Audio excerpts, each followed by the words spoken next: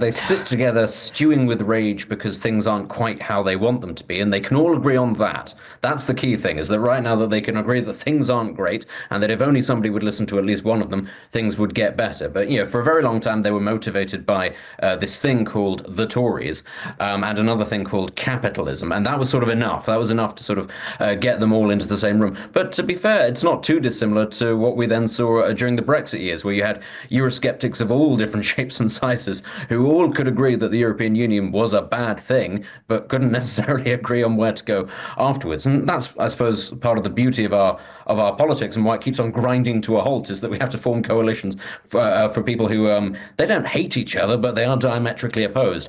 That's a particularly curious one. See how the pro-Palestine wing and the LGBTWIQ plus, all of that sort of thing, get on. How on earth are they going to get on if they ever do get into a room where there are decisions to be made? I think if you were to ask them, they'd say, well, let's not focus on that. Let's focus on the fact that we're unhappy with how things currently are. Never mind the itty-bitty details, which, sounds all well and good until, of course, you get a situation like Brexit or the Reform Party where you go, you guys might actually find power soon. What do you intend to do? And they just go, vibes, I guess.